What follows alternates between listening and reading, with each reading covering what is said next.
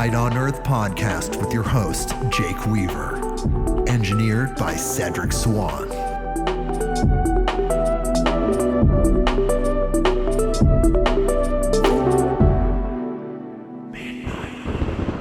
Hey everybody, we are back with another episode of Midnight on Earth. I'm your host, Jake Weaver, and we're here to bring you more knowledge, more light, and more love. Scott Prentice is here today, an incredible guest. He's going to teach us about a lot of different things, but focusing on breath, the power of breath, breath work, holotropic breath work, the Wim Hoff technique, box breath. We're going to talk about how we can activate higher states of consciousness with our own breath. It's going to be really cool. Like no drugs except for the ones that are locked in your beautiful biology. So Scott Prentice is here. We're going to talk to him in just a second. But first, I need you to do something for me. Follow me on Instagram at midnight_on_earth. That is the address. You can follow me there. Spotify, Apple Podcasts, Google Podcasts, wherever you go to get your podcasts, click the button that connects us. Find it, click it, and then you know exactly what's going on. And of course, tell a friend. Tell someone that you know that loves these type of podcasts. Your friends, your family members, they want to know about the Wim Hoff technique. They want to know how to trip on oxygen. You know these people, like the person that you know that would want to know about tripping on oxygen. Talk to that person, bring them here, midnightonearth.com. Okay. Super stoked to be back and super stoked to talk to Scott today. I got to read his bio. So here we go.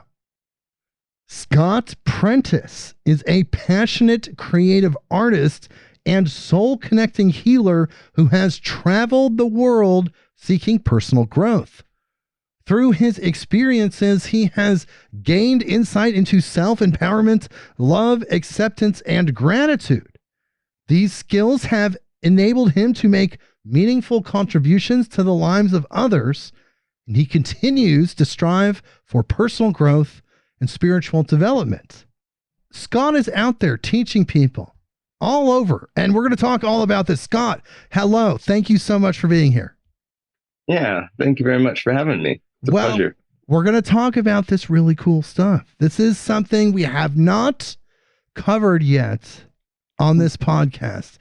There is a way to tap into higher states of consciousness by controlled breathing. Tell me about this, Scott. Well, it really is it's a technique that does allow you to tap in and really align yourself with your higher self or your inner being, whatnot, that allows then to facilitate more manifestations in your life by being connected to the inner or the higher self. It's and I find that in breath work. I haven't always found it in breathwork. It's because when you start to transform and really transition out of a lower state of resonance that we're living in here, it's like we all start to build. And as I've built up this different systems, I've started to understand more the complexity of breathwork and how at first I saw it as one thing and then it transitioned. And now I see it as a whole connection to meditation. It's so integrated into like yoga. I'm doing it before I do this podcast. It's everywhere because we don't need to go like really hard on ourselves in breath work. There's also very subtle, very simple, very kind ways to treat yourself in breath work. It goes to both extremes. So what is happening? Like, what is the foundation of the technique? Now, I know there's several techniques such as the holotropic method, the Wim Hoff technique, and box breath, which we're going to talk about all three of those. Yeah. But what is the foundational concept? Like, you control your breathing and it what increases oxygen to your blood? Yeah, you're really messing with the levels of CO2 and oxygen, and that's what starts triggering your body. we're talking about alkalinity and acidification of your bloodstream. What has happened to me is that I found that it's actually instinctual. It's in me to know how to do these things. And you actually can just kind of drive without looking half the time safely, but it is, I've learned that it's in me already. So to find that balance of like classes and training over true instinct, I believe that this is thousands upon thousands of years old of practice, and it's already in me. So when I do it, I'm connected to the source, the big picture history. I mean, I'm coming home. This is a lost and found technique to me. So you've taught people, and you've also developed your own techniques. You've kind of fused different techniques, but how did it first start? Like, when did you first get exposed to breath work, and then what did it do for you? Tell me that story. Yeah, the gateway was really amazing because I would have never, ever sought after breath work for anything that I was dealing with in my life. I didn't really know what that was, anything about it, but we reach our lowest lows in life sometimes. And in this case, I was in a very low. I had been kicked out by my wife. I was going through a hard mental state. I was getting very challenged on this earth. And I decided to go to Costa Rica, volunteer at a commune kind of place, and just find myself again, sobriety and things, and just get it back to home base and see if I could find something out of that. Well, there was breathwork workshops and stuff. And it was like my first experience. I didn't have any idea what we were doing, and we were doing holotropic breath. And I'm like, okay, whatever this is. And they sit us down and we go through some sharing, some other one-on-one sharings, get our emotions going. And then we lay on our mats. And for 45 minutes, you do this really quick, profound, just fast, rapid breath. And it makes your throat dry. It does all this thing. You don't want to keep going. But I watched people for 45 minutes screaming, kicking, crying, going through, I don't know what. It takes you to some other realm that my wife at the time, she had flown down because we were trying to make it work. And she came down and did a workshop with me there. And she said she was connecting with her dead father. Her father had passed away a while back, and she was connecting with that. I envisioned in that I was teaching breath work back here in Darrington, Washington. And that's what I'm doing. It's weird. Yeah. Okay. So that's where it all started. So you saw the future because you were having that experience. But how is the technique structured? Like, you start to get into a meditative state and then you breathe in successive. Yeah. Well, in holotropic breath, when you're doing that, it's pretty much just, you can start slow, but pretty soon in 5 minutes, you're going to be, I don't know if you can hear that, but it's very quick, and it brings you into a state of almost forced hyperventilation. But because you're doing it as long as if you're running a couple miles, I mean, you're talking 45 minutes. In 20 minutes, you have uncontrollable body motions. You're kicking, you're doing different things. I was laughing a lot, uncontrollable laughter, uncontrollable crying, moving of the body parts was just nuts. You're just squiggling like a worm. It was beautiful. So do you feel like you left your body? It was a trip. Yes. You were definitely on a voyage, and I did not see that coming. Wow. I couldn't imagine it. I really was blown away. And when I came out of it, because it take that 15 minutes after it is like you were in ecstasy. You see your future. You see you as you see, you're so clear. You're so clear. It's like you're unveiling yourself to reality again. And then you can feel it come back. You can feel the lenses come back in.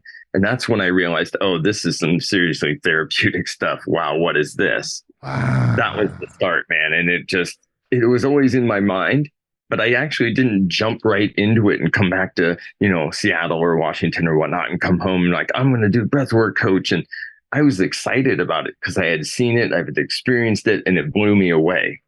As a Grateful Dead touring kind of person back in the old days, I've seen it all, Right. And this was like on my own supply, bro. Okay, so how about this? How would it compare to the psychedelic drugs that you've tried? Like, what would, if you were to relate it to one, like, is it more like LSD or DMT? What do you think? Wow. It's got a hint of the DMT kind of feel. I successfully recovered my soul using 5-MeO DMT, which I didn't know what that was, but it does bring that thought of that experience back to me when I do breath work. It completely, it really hones you into the core of like what you are, who you are. Like it's wild. It's a wild ride. And I taught it to people and they don't believe it. And really, sometimes they don't get anything out of it, like, because they're not committed to it. There's a real dedication to one's soul in it. You have to want it. And it's like, honestly, as somebody that does it often, I have a really hard time sometimes starting up to get going. That's why I started introducing it to people that weren't used to it in a slow fashion for beginners. Like, let's just show you what this is through the first round. There's different round techniques and stuff. So it's like, showing people how to do it nice and calmly, and then they can increase at their own rate. They can learn. That's what breathwork is all about, following the structure, but then learning to follow your intuition. And this is where meditation comes in. This is where the evolution of the transformation starts happening, because you have to be in touch with yourself deeply to listen to yourself breathing, to feel the emotions or the connectivity. I mean, I've taken a lot of time and diligence to understand it, but not through classes, not through anything, but doing it. Right. Anywhere I go, the woods, the desert, and I literally, not the holotropic stuff, because literally you need to have a sitter, because you need a sitter. It's not something you really want to do alone. You can have issues with, hysteria. You can be pretty shaken up by it. Also, your heart is fragile. So if you have people of age, I wouldn't recommend it for people above, 45 with heart conditions. Like, make sure you're stable for it, because holotropic is a whole nother monster. This is a whole nother blessed breath. Wow. It's very physical. Do you feel like people are hysterical because they're coming into like a higher consciousness for the first time, or does it just disconnect the body and then the body's consciousness is like shocked and then just kind of just like spazzes out? Everybody that I was with, 25, I mean, we're talking 75 different people over time that did holotropic, felt as if they went somewhere else. They disconnected from the body and the mind. And that's why their body was free to shake it loose, shake it out. It's all about those energetic, explosive body motions, these uncontrollable neurological stimulus, to me, is signs of releasing inner trauma of childhood, releasing those hard things that hold in you, that stick in you, that really are binding your neurological circuit with really bad scar tissue from old traumas. So that's also was my thing. So I realized doing breath work, I was actually being my own counselor, just breathing. Oh my God. Oh yeah. Yeah. Obamacare, whatever. Just breathing, and I'm feeling better about myself. Well, check this out, Scott. I'm going to read this brief description of holotropic breathing and tell me what you think of this description. Okay, here we go. All right. Holotropic breathing, more often referred to as holotropic breath work, is a practice that involves controlling and quickening breathing patterns to influence your mental, emotional, and physical states. It was derived from a spiritual framework, but it's also a trademarked activity, interesting, that has become increasingly popular among those seeking to explore a unique process of self-healing to attain a state of wholeness. This unconventional New Age practice was developed by psychiatrists Stanislav and Christina Grof in the 1970s to achieve altered states of consciousness without using drugs as a potential therapeutic tool. Mm-hmm. What do you think about that? That is exactly what I've discovered over my last 5 years, 6 years of my life. Yes. So, wow. So it's Stanislav Grof. He was one of the early psychedelic pioneers. And let me tell you, people, I reached out to Stanislav Grof to get an interview, but he's in his 90s, so he's still here. But I don't know if he's available for a podcast. So this is what we're talking about. This is really interesting. So they wanted to create that. How do you think they figured it out? What did they base it on, do you feel like? It's probably like, runner's high, things like that. Oxygen levels, the way the body responds to activity in the cardiovascular range and how that's affecting your mind and the stimulus, the things that happen. Because, if you go running after 3 miles, I'm so ecstatic. It's insane. It's so beautiful, that place. So this is breath. This is oxygen. This is movement, right? This is what we live in the 3D world here. This is a really important factor, is activity. So I think it has to do with activity. We're stimulating the body in ways that you don't get when you're watching TV. Yes, exactly, which is almost a trance-like state. Oh, we can get deeper on that. Well, hey, listen to this, Scott. This is just a little bit more of that description. I want you to tell me what you think of this part. In many countries, practitioners utilize this technique as a spiritual practice rather than a therapeutic one. In this way, some people participate to expand their awareness rather than to overcome or manage a mental health condition. Many proponents of holotropic breathing propose that this technique moves you forward to higher consciousness. In other words, it may shift you into another state, which can be appealing to people who feel stuck and unable to advance using other means. Oftentimes, this feeling of awakening can happen through some form of catharsis. Pretty trippy. So it can really like crack you open. Like the deepest experience is really just breathing. This is why I compared it to my 5-MeO DMT experience, which I did for therapeutic applications, not a party thing at all. This was a very expensive thing that I did to try to get through my mental issues that I was having, that medication and therapy wasn't working with. This didn't work. So when I found it in Costa Rica, I did find I wasn't spiritual at all. And then I came across this retreat, and that retreat brought me back to breath. So there was a hiatus from breath for 5 years where like it wasn't there. I was still lost in my mind. The monkey mind was running, the lizard brain, whatever you want to call it, was there adamantly. And when I ended up going to Mexico for this, I rediscovered breathwork and yoga and all the great things in my life that I've been missing for so long, and reconnected to breath especially, and found it like completely connected me to that higher self, out of body but in body, complete spirit, whole soul thing. Oh, it's mind-blowing. It's absolutely mind-blowing. From breath, from breathing. Wow. Yeah.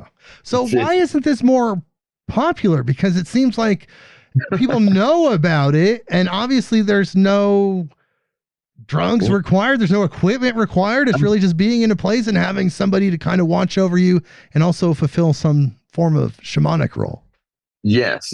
And there is power, what I like to call is like meditative forced energy work.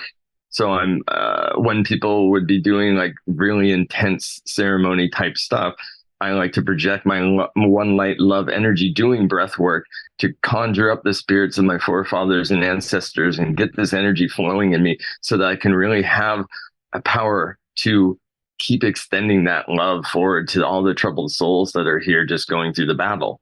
It's like, this has transformed me.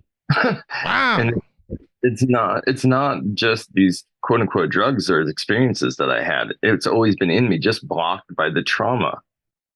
Breathwork takes away the trauma, but it brings in spirituality, because when trauma goes away, spirituality has got a wide open door to come into your life with the right integration.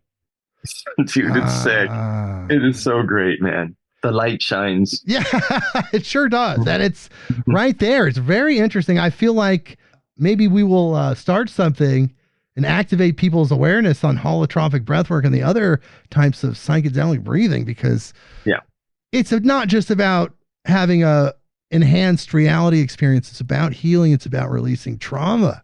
Yeah. It's really powerful. It's actually shadow work, but people don't realize it. When they just hear about it, they would never really want to go and do it, because people have a hard time believing in our society, in the Western world, right? I mean, I didn't believe in any of this stuff. I wasn't a super hippie, like, oh, all that and burn your sage and stuff. But what I realized is being kind of square to all that, I allowed myself the opportunity. I gave myself gratitude to be here, to accept the challenge of change and allow myself to adapt to a different state of mind, neuroplasticity. I didn't just accept that. I embraced it and I challenged it and I talked to myself in the mirror, knowing and conveying to my higher self, it's all about connectivity. And Yes. I find that in breath. I don't know how it's magic. Yes. I mean, you're not the only one. I mean, there's people all over the world that are teaching these breathwork workshops like yourself and teaching people how to do this. I first heard about this about 20 years ago, but it's still, even 20 years ago, it's still not as out in public consciousness, even in the healing community. You know, the natural healing community, you really don't see a lot of people doing this, and it really should be out there more. Yeah, I actually went down to Mexico to volunteer at the place that I got treatment at, and it's a iboga detox kind of place mainly for opiates and stuff. But I went there for psych stuff. Other people go there for eating disorders and other things like that. But while I was down there, I was sober. I wasn't doing plant medicine. I just volunteered for 6 weeks to be of service because I'm of service to everyone. I mean, we're here together. Yes. So I went down there to help out. And what I discovered was that I really like teaching breathwork to people, and they didn't all get it. They didn't want to participate and things like that. And that's fine. I like any percent of effort to try something new. At least you're trying a little bit, Sure. That's a good way to have things when you're trying to have objective goals to get to rationality, whatever you want to call it, to be normal you. And that's like what I strive for, is to keep me the number one. Therefore, everyone around me is number one, man. It's like we raise the vibrations of our brothers and sisters, and it's total hippie stuff. And I don't know where it all came from, but here it is. It feels good.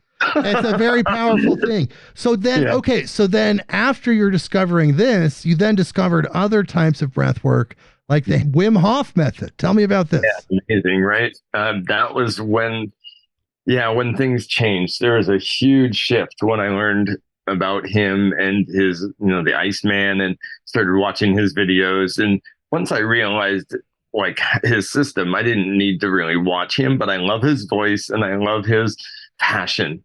He has passion so I like watching his videos just for his voice. But after a while, it became like I'm doing it so much, I'm not carrying around my phone. It's like this electronic device. It's pulling me away from the whole thing sometimes. So it's like, I just like doing more. The Wim Hof to me opened the door of really incredible deep breaths, like really diaphragmic, just bringing it in, the love, getting out the bad, just in, and these inhale exhales, and bring you have to focus. It just brings you into this meditative state. And once you do, and these go in different rounds, right? So you're like 1 minute of breathing deep, and then, a minute of holding, or a minute and a half. And then you go through these rounds.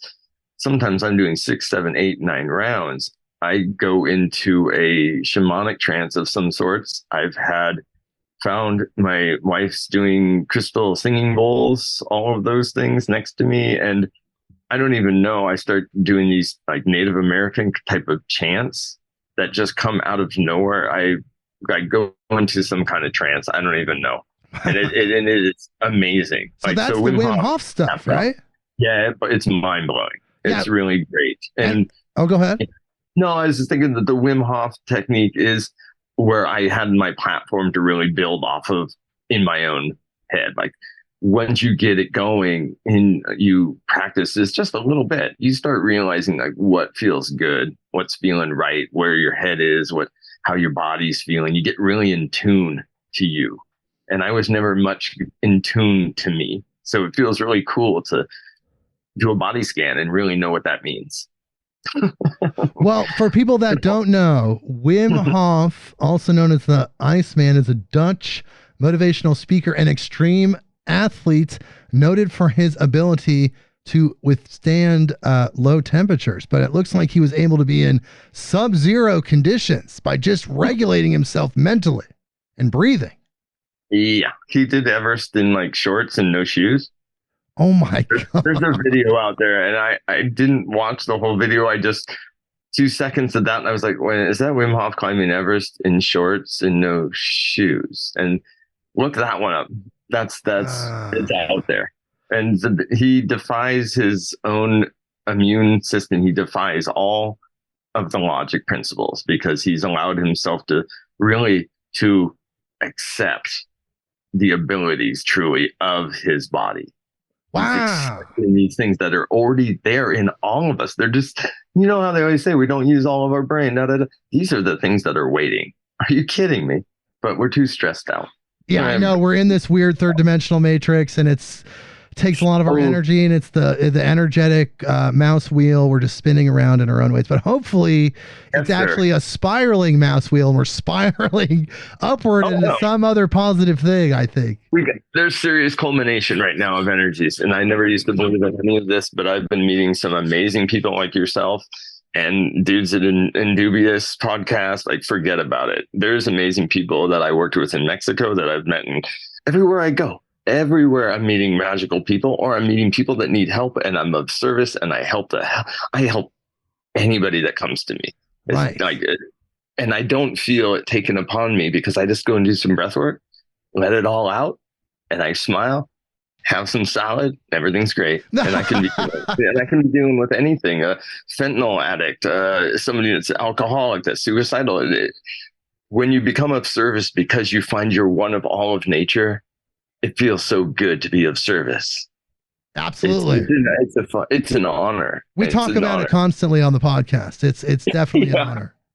Yeah, preaching to the choir. But awesome. Hey, we all love affirmations, though. Who doesn't love affirmations? So then the box breath method. Tell me about that. So then, because your method, it kind of combines all three.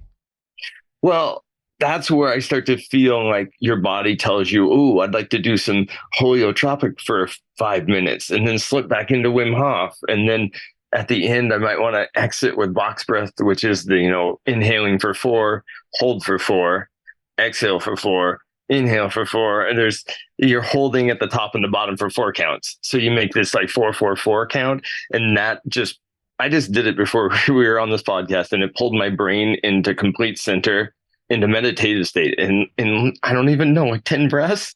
And I was like, holy cow. Wow. That really aligns my brain. And it's like, we need alignment in our brains. We need things to work properly for people that love it. Absolutely. Yeah. I mean, it really does seem like this method that you've developed can really help people. So what do you call this method that combines these 3 different styles that you're out there teaching people? Well, honestly, I haven't never really given it a name. I mean, I explain it in the Wim Hof technique because some people know about that. I verbally will just explain what it is, but there isn't really a name for it because I work with people, and if they're really into it, I will, we're going to work together to see how to explore you, how you'll explore yourself truly. Right. Like, I like, because it's hard because some people are beginners and they can't do what we're doing. And then the experts are people that done it a lot. They're just like, they already know it. They don't need somebody telling them, hold your breath. Okay, breathe out. Like, they're just doing their own thing. And that's where I'm at. It's hard to kind of be able to listen to yourself and control yourself in that manner if you're not used to doing that with your breathing. So trusting your intuition is good, but having that guide is probably the best for the beginners, right? Right, because they can get too high. They literally, like you said, they can get spasmodic, and there's a lot. Especially in the holotropic. In the square breath, it's nothing but like really centering, and just it's so calming and centering. I like it. Like before yoga, just do that a little bit, and then that time in yoga would be really good, and that leads you right into doing like 8 rounds of Wim Hof, and by the time you're done, you thought you just cured all your freaking problems in life. It's so crazy. Like in an hour and a half, you're just like, what in the heck was this? Club Med didn't offer this. And it's like, yeah, this is the free service that I'm offering to a lot of my friends or people, anybody that's interested, because we have to get it out there to the people that have no idea. Absolutely. I mean, I feel like it will help humanity. It's a healing modality. Like these healing modalities that are out there, they have different functions, they have different methods and formulas, but they kind of do the same thing. To me, this seems like the most natural. Like there's absolutely nothing more natural than breathing, and there's no substance required, whether it's natural plant medicine or anything natural or pharmaceutical. It's just, there's no matter involved. No, that's what's so pure about it. It's complete purity in itself, because all you're doing is what you do all the time. So when we're in traffic and it's going nowhere, most people turn on the music. I'll like turn down the music and just kind of breathe into the sound around me, try to imagine the ocean, and I'll just kind of close my eyes a little bit, take a couple breaths, hold it in, like enjoy breathing for a minute, not try to distract myself always, get into that meditative zone, but being a safe driver, but our practice of self-help is everywhere abundantly in front of us at all times. We only allow that to break through the shield when we're ready for it. So it's always there for you. You just have to open the door and it's right there for you. Oh, wow. Yes, exactly. And that's how you tap in. It's really the intention, but it seems it's the intention. Yeah, it just seems very strange that it's hardwired into the human experience to do something like this. I truly believe it's just because it's so lost and found. It's so gone that it took so many years. I mean, think all of the great things have been lost in time through word of mouth loss, in history and time. And like just coming back to time of like the right stuff's coming through, like it's getting back. Yeah. So essentially it was like a lost knowledge, you feel like, and then somehow through inspiration and intuition, we just kind of like rechanneled it, like some sort of morphic resonance or something. Like we re-channeled it into now. Yeah, in the Western world, we're obsessed with healing a lot. We're really into healing and healing modalities and all this healing stuff. So that's going to push the level a little bit for people to be looking for alternative things that might have been studied in the Philippines in some book they read in anthropology class. I mean, people are searching and after COVID and all this, definitely people need breath work. They need meditation. They also need excitement of fun, of true love and unconditional love for self. Yeah, absolutely. What do you think about like young kids doing this? Like with a guide, of course, like someone between the ages of 10 and 15 or even younger, or do you feel like that's safe? Well, I find that a lot of kids, especially, I mean, it's hard to wrangle them. And some of the younger kids that I've met that were like 10, 12, that were more connected to being in like the healing world. So it was normal for them to do yoga and things, and they're 10 years old, making me look like, I'm straight out of the stone, and you're just like, man, these kids are on it. So like typically kids don't really believe in breath work. And that's what I find is there's a lot of children that are hidden in the adults. And that's why they don't even look at breath work either, because they don't believe that something can help them like that. And kids, they're just like, what, you want me to breathe like that? Okay. And they do it, but then they play games with it. They're not. Breath work is actually, I don't want to be too serious, but it is kind of serious. No, I mean, it is serious. Going for it. It's a religious, almost religious practice. It's a serious thing that you have to, not serious in like hard on yourself, but like serious, like I really need this. This is going to be fun, because you have to power in to start. It's really like there's something in your brain that says, I don't want to do this. Even though I've done it hundreds of times, my brain still says, okay, Scott, let's do this. And I'm just like, no. I'm like, yes, come on, let's do this. And that's why I start slow, because it's like boiling a frog in the pot, man. You got to start out the pot slow, and they never know the heat's going to high. Right. So essentially you have to really get yourself, but you're saying it's hyper intentional. Yeah. It's like, so you have to, every aspect of it, you have to control your brain. You're really like having an internal struggle, and then you got to push yourself through it. So the whole experience. just for this first, like, yeah. And then funny is that after the first round, the first minute and the first like 1 minute breath hold, my brain goes click, and it's just like, I love this. And then all of a sudden I don't want to stop for an hour. It's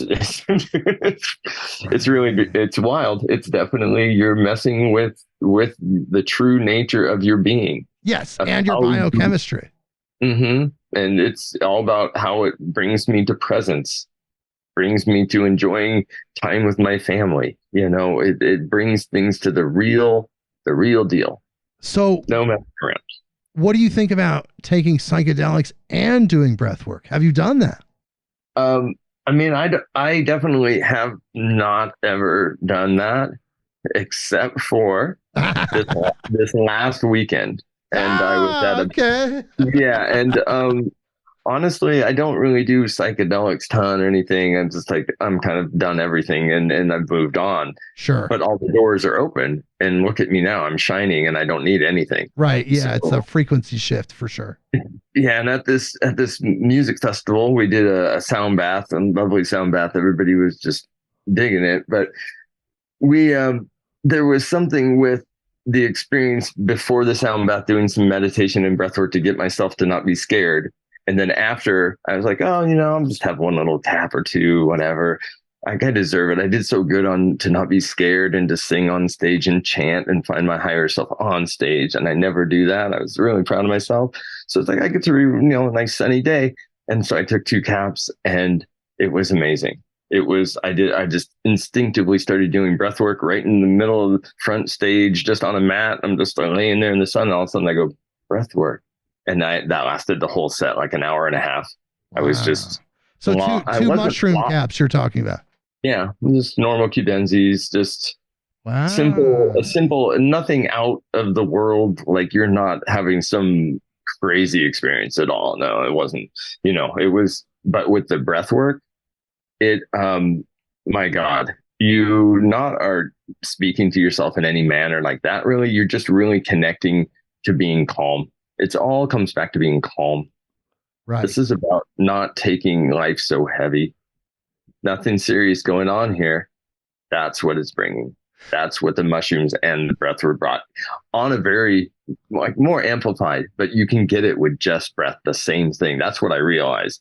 And my wife looked at me and she's just like, we don't need any of that to get to there. And I was like, I know, because I've done it. I've done it. Once the proof's in the pudding, I realized we can always put more whip topping. You can always put more sprinkles. But sometimes you just want what's underneath all that. And really the core of that is your self-care, your self-love, to give a shit enough about yourself so you give a shit about other people. Pardon my language. No, you're fine. We can curse on this podcast. You're absolutely fine. So the thing is that calmness that you were talking about. Yeah. That clears the pathway, right? Because you're stabilizing your energy, you're stabilizing your energy field and your own personal frequency. And that allows inspiration, higher energy, higher feelings, all that higher everything to come through.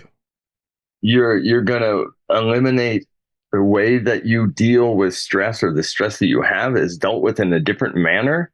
So therefore, your life is not as stressful. So you don't have as much cortisol and all this negative stuff that's pumping out of your brain. Therefore, your body doesn't hurt. So you can do more activities. You can be thinking clearer. Boom, yoga, breath work. It all comes together. Forget it. It's it's a symphony of. Yeah. Well, okay. Well, how about this? Tell me about your highest that you could kind of retain, because in a lot of these psychedelic experiences, whether it's with classical psychedelics or what Scott is talking about, it's hard to retain the data. Like you get to go there and you can experience in it and you remember it, but trying to translate that and then bring it into the third dimension, it's very, very hard sometimes. But if you can, tell me about your highest experience with breath work, where you went, if you interacted with beings, all of that. Oh, it was, oh God, there's been a couple of doozies, but I think by far, oh man. I mean, I think it was the when I truly was not present, like I lost track of time. And that's when I went to another world. Time was not there. I was inside my mind. I wasn't like ayahuasca or some LSD having some big trip going somewhere. Deep in the mind, deep in just the true soul of yourself. And that's when this chanting came out in my breath work. So I'm doing But then it's like, I mean, dude, I don't know where the hell that came from, but that went on for like 15 minutes. And I don't know where that came from. It's all sort of, so my kind of more shamanic friends and things that do some pretty deep work, they say that this is more connecting to the true inner, like this is the ancestry coming like out. the true human core frequency. Yeah. Like you're supposed to sing, you're supposed to chant. These things are happening like cats purring. Like we're supposed to create vibrations in our chest and create this thing, and this heals you just like with cats. It's the same thing with the purring. So we are just cats. We just need to purr more. We just need to sing, show ourselves more. What about any other big ones? You said you had a couple doozies. Tell me about the other one. Well, yeah. I like to sit in with people and do what I call, I perceive life very different than a lot of people, I imagine. And so I sincerely have felt the connection to higher self and the light, the oneness. So within that comprehension that I could get out of this experience I had, that wasn't visual, it was totally internal in my chest, really. It felt all in my chest. I learned that I'm here to heal. It set a path for me. It's like opened these doors. When I was sitting in with my friend, he was doing some DMT, and I do one-on-one therapies. I'm not doing anything. I'm just doing breath work and channeling to higher self, connecting into the light, and trying to correspond with the friend or the client's higher self to ask them for a little bit of forgiveness and ability for them to actually thrive here and have a chance to get through their drug addictions, have a chance to get through their childhood traumas, try to reach them on a higher level. And I truly believe I need breath work for that. So you're saying you work with someone that he's administering DMT, they're on a trip, and you're doing the breath work to try to connect with the spirit of the person. Exactly. In a shamanic way to assist the other medicine practitioner. Exactly. And I've sat in on dozens of those, and I freaking love it. I mean, I love it. It is like the thing. Like if any listeners, in Washington, man, I'll just come and do my thing because it's what I really like doing. I know I'm making a difference in the change because when I'm talking to the people after and a week after, they feel really connected to me.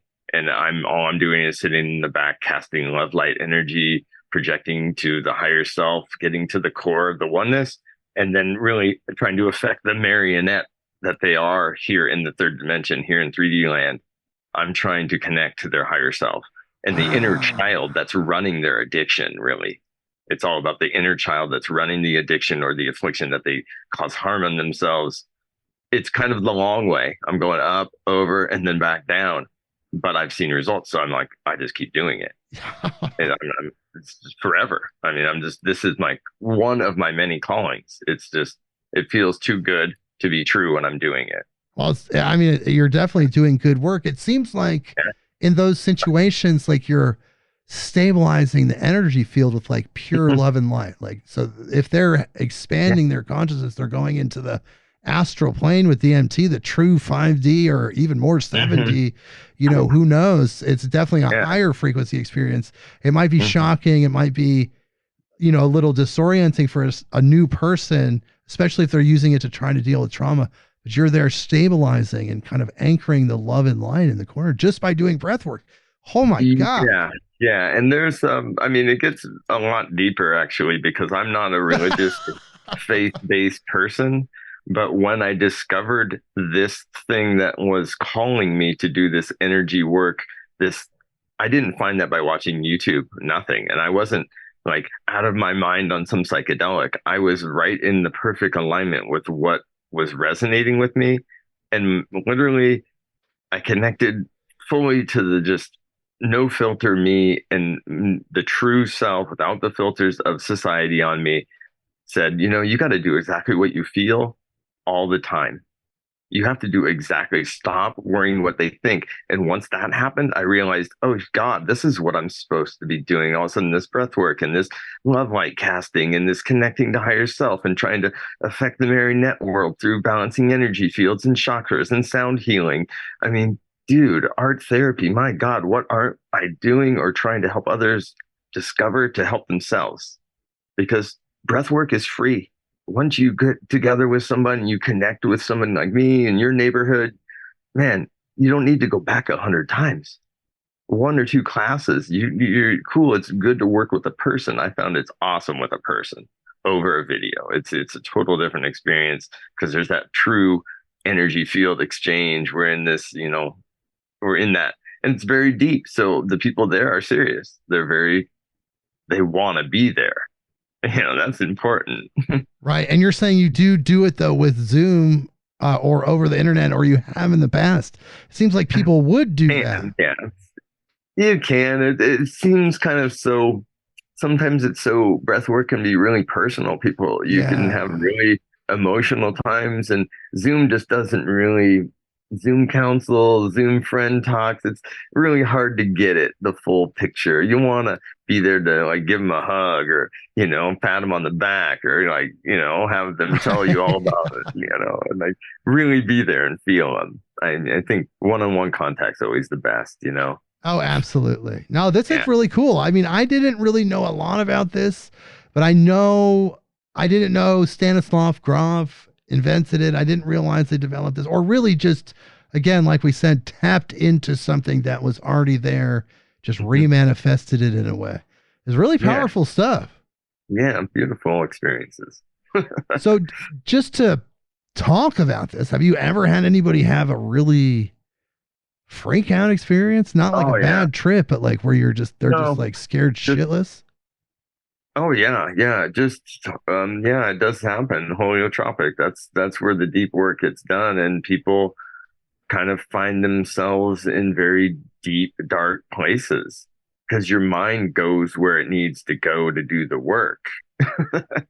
So if you're missing your dad, you might go in your brain and go visit your dad. If you're feeling a lot of trauma based around something else, it might take you there, like plant medicine will do. This is very similar. We are the plant, therefore we are the medicine. Whoa, we're the plant and the medicine. Wow. I know. That was huge. We're a huge chemical like chemistry setup here. And I'm just tired of putting chemicals in my shit, trying to like adjust my aura and my chakras and get myself ready to go dance because it's an electronic show. I'm like, what the hell are you talking about? I'm like, dude, just do a couple of jumping jacks, jumping down and say, thank God I'm here in the sandbox to play with all my family. Like, dude, we're in the sandbox. We're having a good time, aren't we? Like, this is what I'm trying to convey to folks is like, we're just here to have a good time, man. We got to stop making it hard on everybody. Yeah, we have this at our disposal to use to heal and also just expand.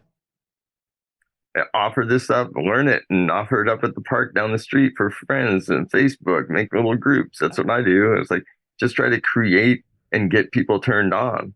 Just like in the 60s, everybody's getting turned on and all that. Well, we're coming back, but in a different way, This is really a revolution that is happening. So. Oh yes, we're definitely stepping into a new Earth. It's a new experience, but it is strange that on this planet Earth that we have these humans that have figured out how to synthesize these compounds that can activate biochemistry to give them an altered reality experience, like these drugs, these psychedelic drugs.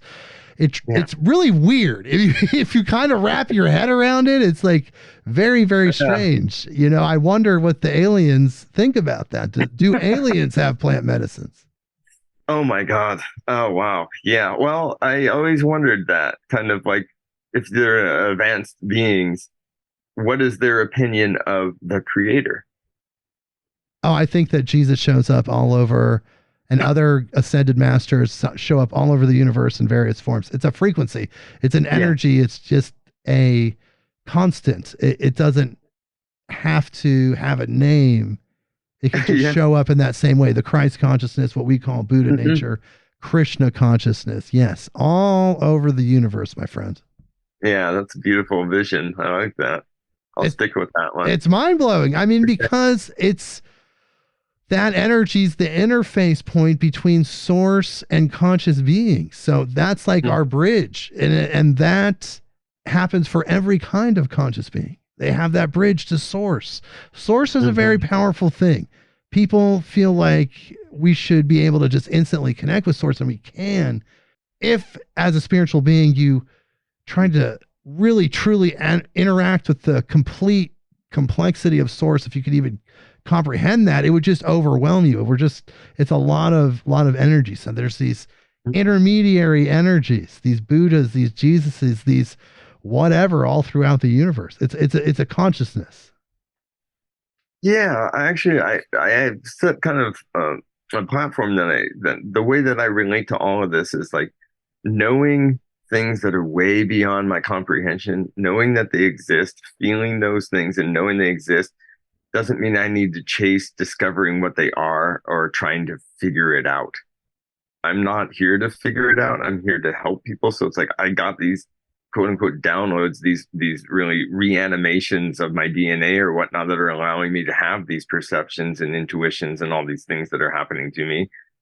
Really, it is all about allowing yourself to be the pure you in all of this. And yeah, it's the modalities of breath work is no different really than when I get into like a sound bath. It's no different than when I get deep into yoga. No different than when you get deep into prayer. All of these things are centering devices to bring you closer to source, closer to the center point, so closer to that focus point so that you can allow yourself to thrive. But we kind of confuse them, I think, at times for like exercise, daily practice, yoga. But obviously, it's not just exercise in there, not just stretching, right? There's a spirituality is engaging us at all levels. And it's a beautiful thing too. Okay, so then you will be teaching people because you have a website, soulquest.net. And that's a place where people can go if they want to learn more about this from you directly. And if they live in Washington, they happen to live in the state of Washington, in the USA. I don't know if there's other states of Washington around the world. If you happen to live in the state of Washington, you can reach out to Scott and he'll teach you this free of charge, because I have a feeling he knows the energy will come right back in a reciprocal way. 100%, man. It's already coming back big time. I'm talking to you. Yes. And you've helped so many people. Oh yeah. No, and it's just to be of service for the rest of my life, to be myself full, so I can allow others to be as full as they can be. And the responsibility is on each other to support each other, but it's never on each other to make the other full. It's their job to make themselves full. They learn it, they earn it, they deserve it, they fight for it, however it works. But it's on us to take care of us so we can help others take care of themselves. Oh. I'm not a teacher that I'm going to try to put a bunch of stuff in your head. I'm going to let you know that you already know it all.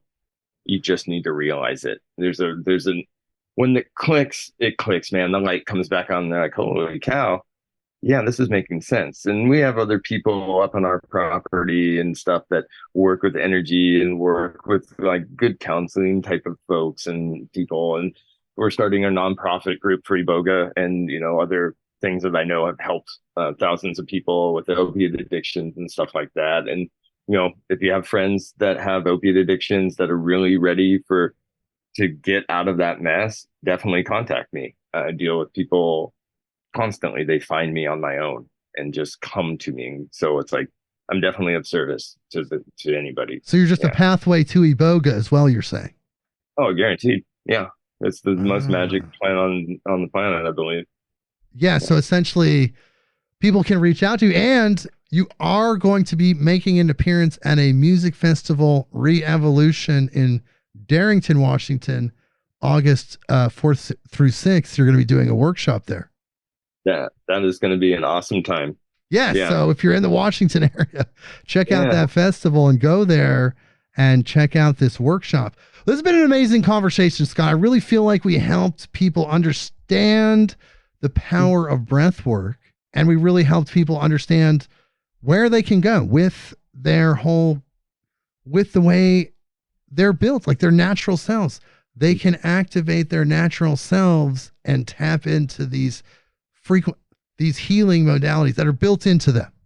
Yeah, exactly, man. Oh, and I never knew they existed up until about a year ago. It really took off. And that's when I realized that it's all right in front of me the whole time. I was just too blind by irritability, stress management, all that.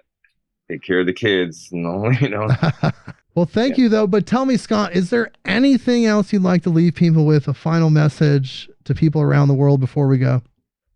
Oh, no, just, yeah, of course. Just please take care of yourselves and take care of your family members and, take care of your community. Take responsibility in a loving manner to be unconditional love to self. So therefore, that will resonate out to others so we can stop being hateful and really get to higher vibrational society. Yes. It's right here. It's right here. We can get to that new earth and also take the deep dive into holotropic breath work, right? Bravo. Yes, sir. Well, thank you, Scott. You've been an amazing guest. Please hold through the outro music. All right. And everyone, incredible episode. Our conversation with Scott was amazing. Check out Holotropic Breathwork. Check out soulquest.net. And we will see you next week. Midnight on Earth.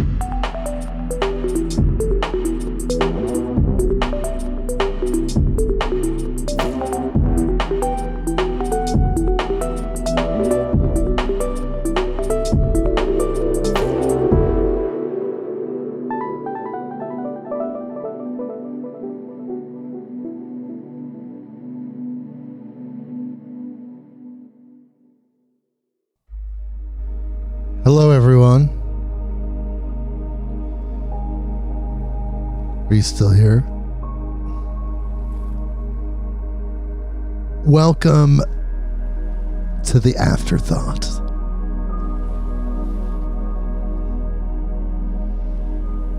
It's been a very long time since I've recorded one of these.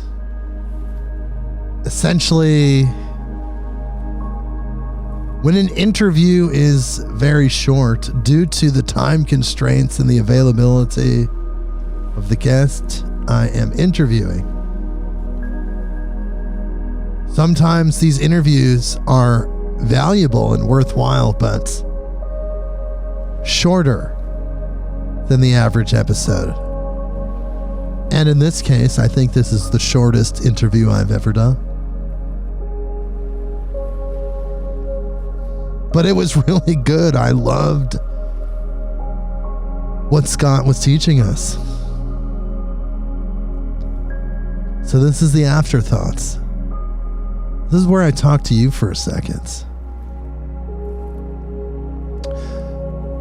I just want to say thank you for listening to this podcast. You have shared so many fantastic times with me, virtually, through the time stream, but energetically, we connected. When you were listening to me interview another person, or when Bryn and I are listening to a fantastic lecture, that energy exchange, it's real. I feel you guys. I hope you feel me.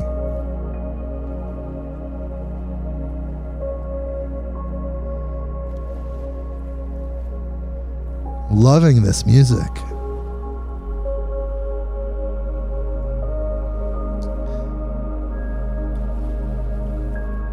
I've done a few afterthoughts if you're a long-time listener.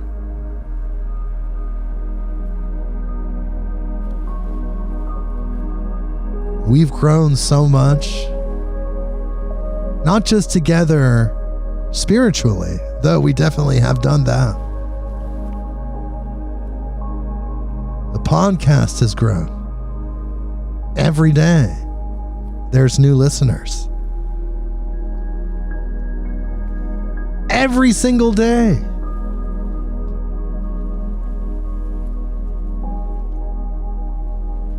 People from around the world.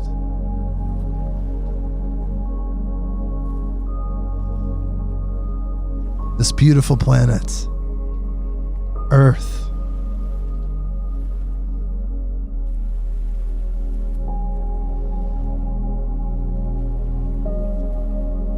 It consistently grows.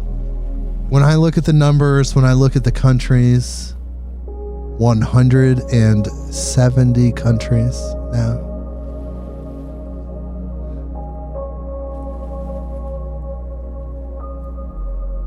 So many people tuning in every week from around the world. Thank you. I feel you. I love you. Thank you.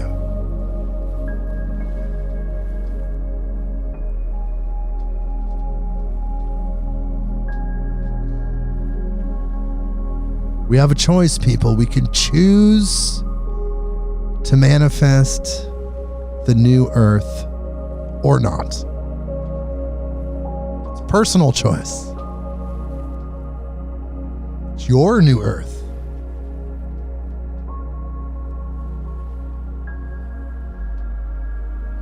I choose the new earth.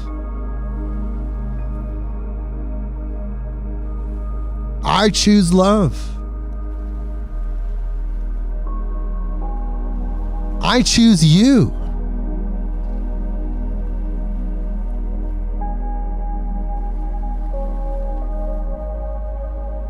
Thank you for choosing me.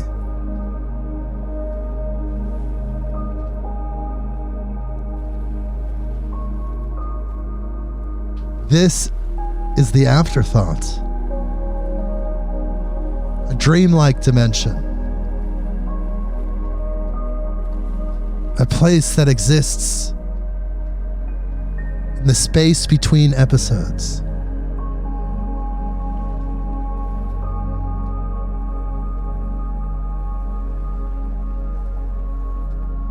There's a lot of room here. It's infinite. Infinite potential, infinite possibility.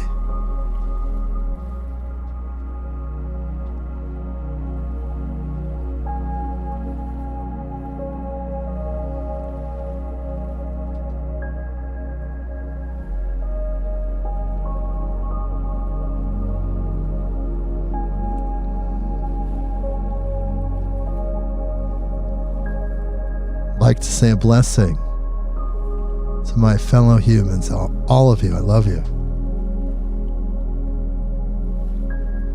For those making choices that result in the creation of negative energy, please stop. We don't want that anymore. We've learned everything we need to know from those energies.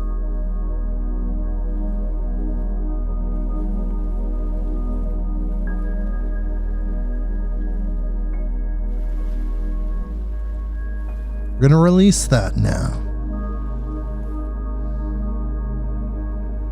Collectively.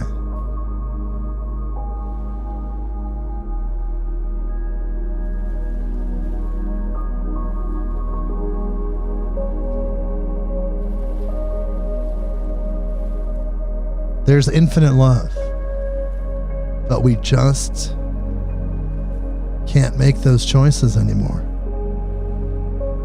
We can only make choices that manifest love and consciousness.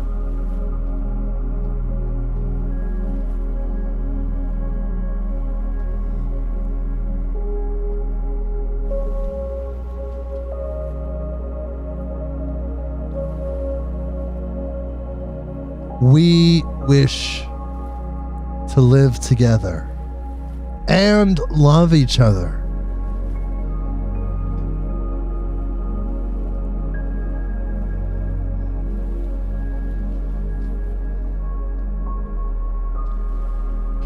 We call out to the high frequency beings existing on multiple worlds, in multiple dimensions.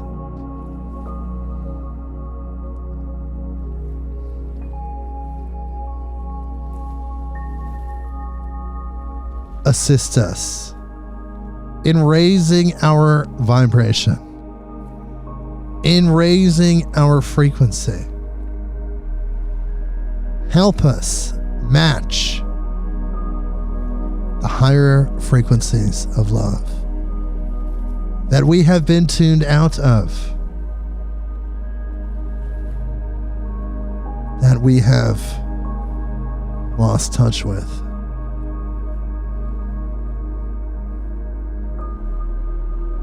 Help us reconnect with that.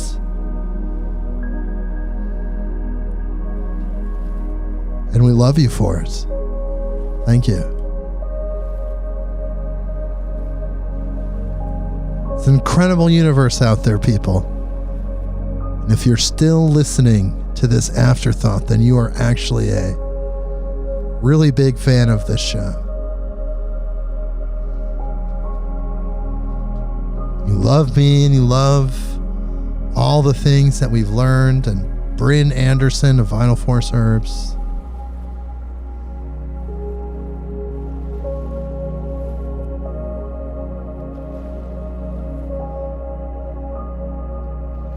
So much love.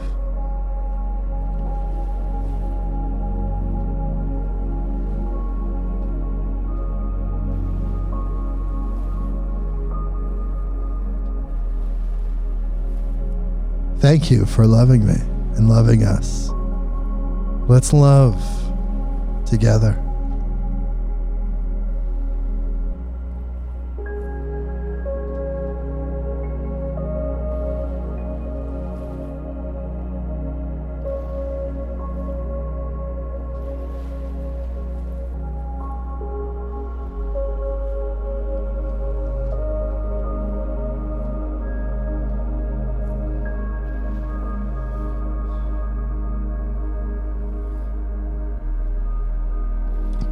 This now concludes the afterthought.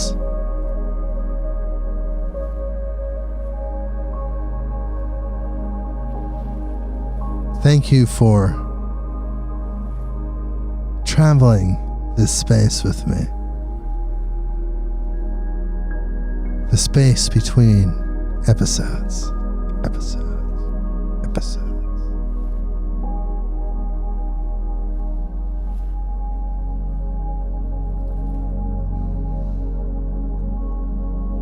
Like a dream.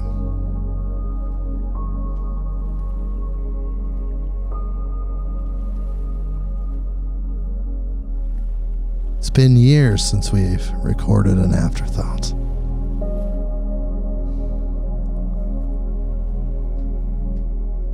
If you're a fan of this show, you know it's a rare and special thing.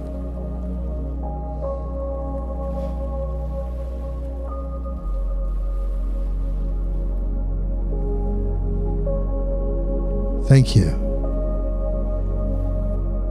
my blessed light being family.